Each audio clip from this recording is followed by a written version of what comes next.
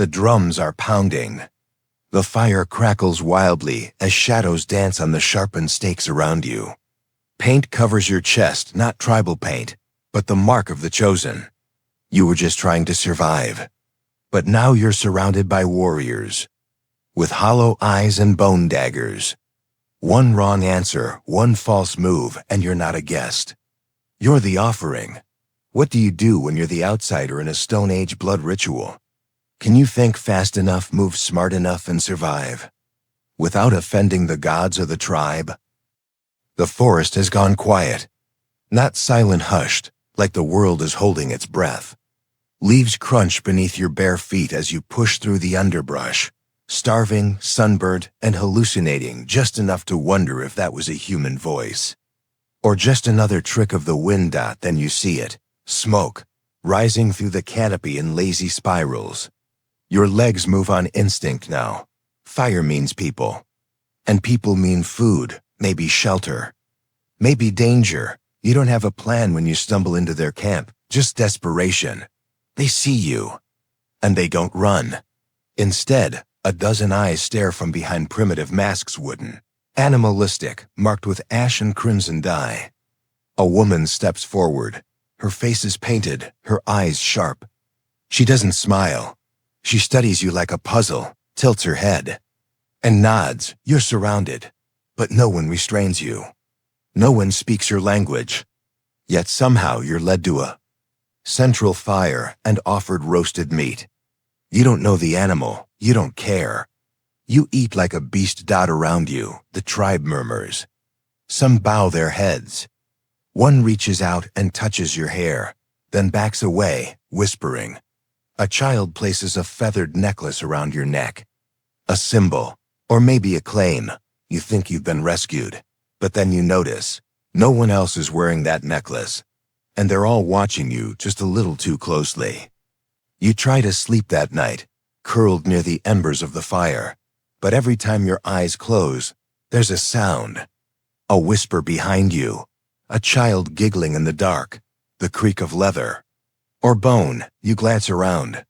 No one seems asleep there, watching you, some openly, others through slits in their huts made of bark and hide. In the flicker of torchlight, you see symbols drawn on the ground, spirals, eyes, teeth.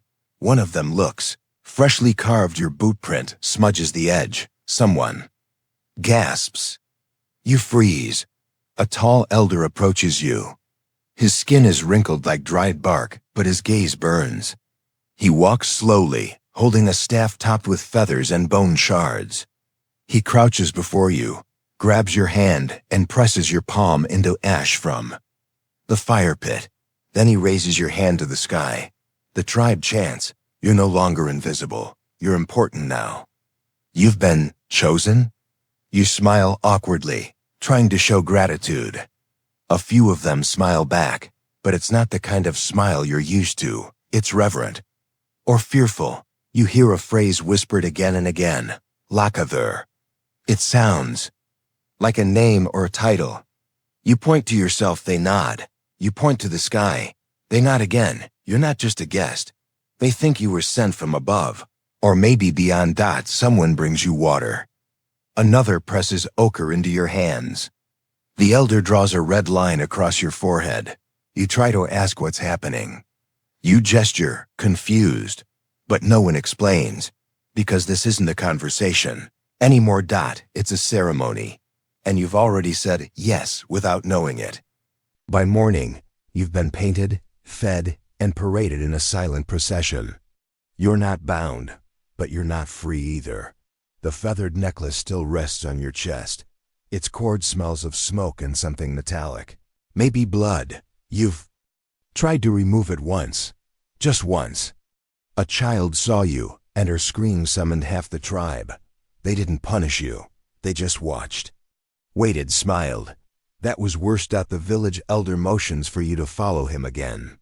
You pass through a clearing, lined with standing stones, each one etched with crude faces, jaws wide, eyes empty.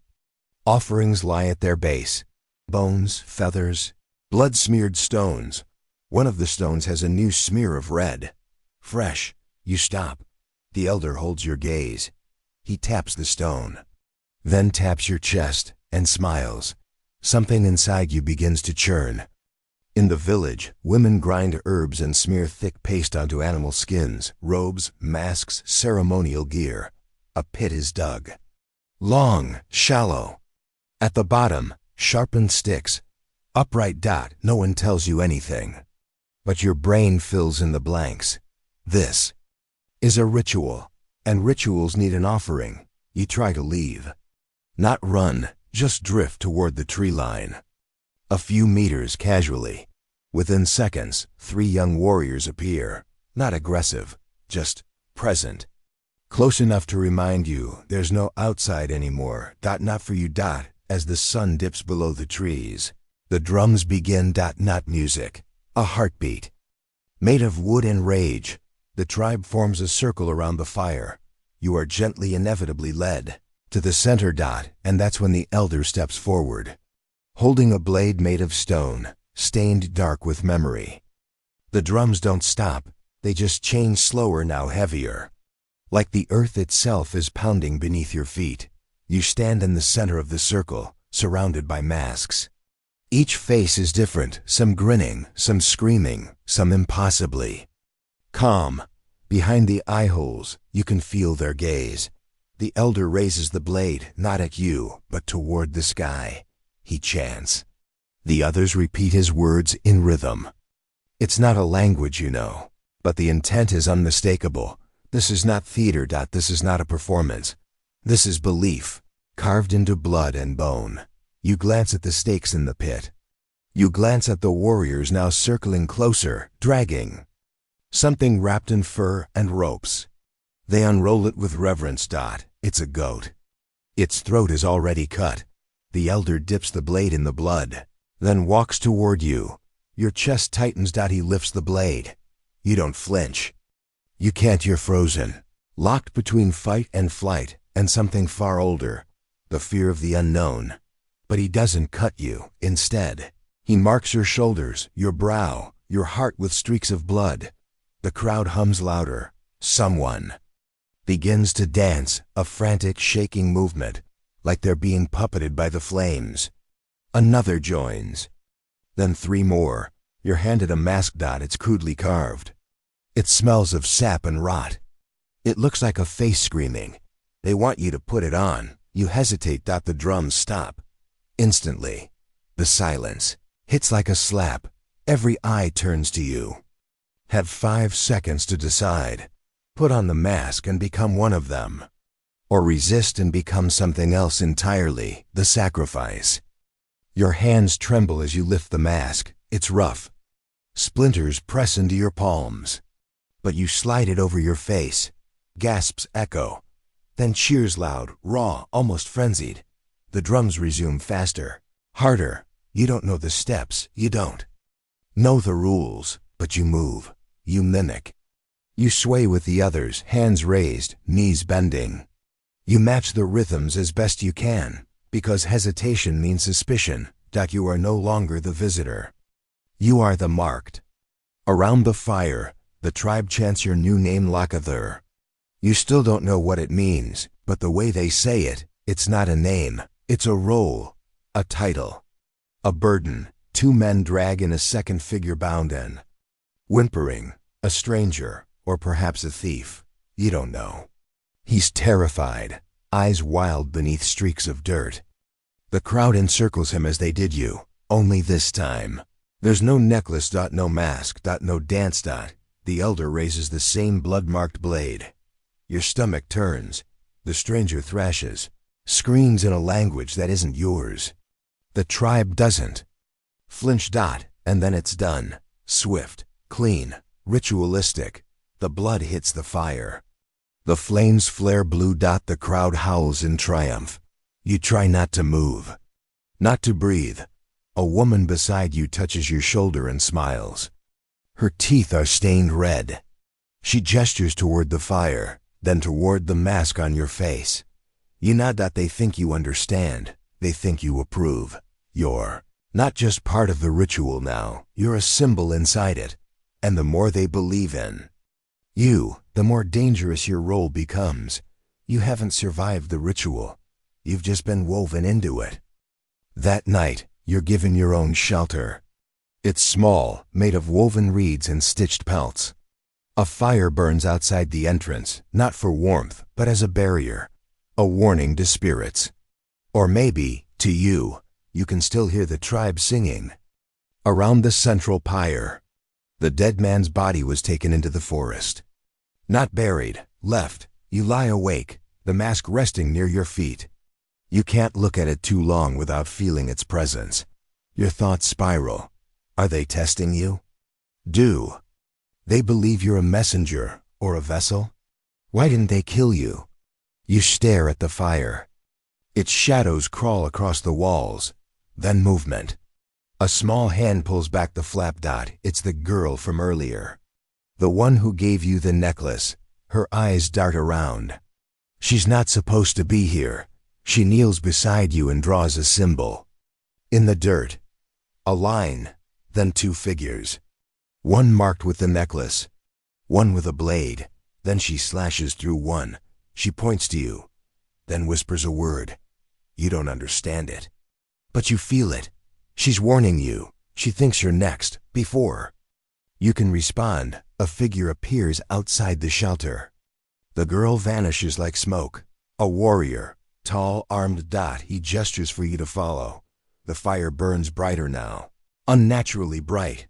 They're calling you back to the circle. Another ritual? Another sacrifice?